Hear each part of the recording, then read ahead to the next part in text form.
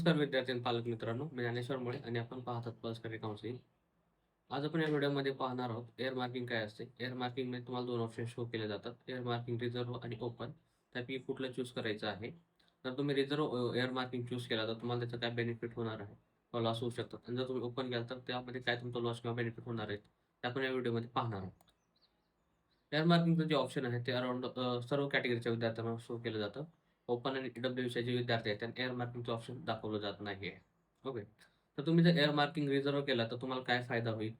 तर हे बघा ते कसं असतंय, कुठल्याही कॉलेजमध्ये पर्टिक्युलर कॉलेजमध्ये जे आहे तुम्ही एम-बी-बी-एस किंवा कुठले कोर्स एम-बी-बी-एस, बी-डी-एस, बी-एम-एससाठी जे आहे ॲडमिशन घेत असाल, तर तिथं तुम्हाला चॉईस फिलिंगच्या टाईमला एक ऑप्शन असते की एअर मार्किंग रिझर्व्ह करायची का ओपन करायची. तर तुम्ही ओपन केलात ना, तर तुम्हाला जे आहे तर समजा तुमच्या मार्क्सवर जे आहे ते ओपनची जर सीट त्या पर्टिक्युलर कॉलेजमध्ये भेटत असेल, तर तुम्हाला ती ओपनची सीट दिली जाते. आणि समजा तुम्ही जर एअर मार्किंग रिझर्व्ह केलं, तर तुम्हाला जरी तुम्ही एलिजिबल असाल ओपनच्या सीटसाठी तुम्ही रिझर्व्ह केल्यामुळे जे आहे, तर तुम्हाला कॅटेगरीची सीट दिली जाते. माझा दुसरा कोणता विद्यार्थी असेल तुमच्या कॅटेगरीचा, ज्याला आहे त्याला ती सीट जी आहे एअर मार्किंग तुम्ही रिझर्व्ह केल्यामुळे ओपनची सीट जी आहे, तुमच्या दुसऱ्या कॅटेगरीतील विद्यार्थ्याला दिली जाते. ओके. यामुळे नुकसान वगैरे काय होतं का? यामध्ये कुठल्याही विद्यार्थ्याचं नुकसान काही होत नाही. तुम्ही रिझर्व्ह केलात किंवा ओपन केलात तर याचा काही परिणाम पडणार नाहीये.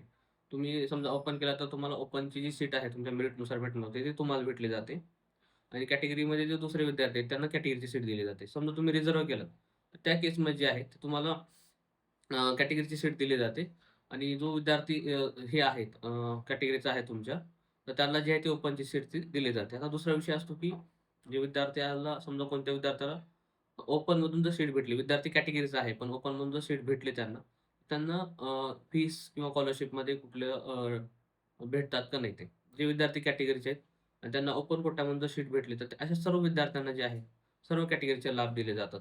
त्यामध्ये तुम्हाला स्कॉलरशिप असेल, बाकी जेवढे कॅटेगरीचे लाभ आहेत, जे दुसरे मुलं आहेत ज्यांना कॅटेगरीतून ॲडमिशन भेटले, सर्व जे लाभ आहेत, ते ओपन तून ओपन सीटवर ॲडमिशन झालेल्या कॅटेगरीच्या सर्व विद्यार्थ्यांना भेटतात. तुम्हाला स्कॉलरशिप भेटते, बाकी सर्व जी सवलती आहेत, शासनातर्फे तुम्हाला दिल्या जातात.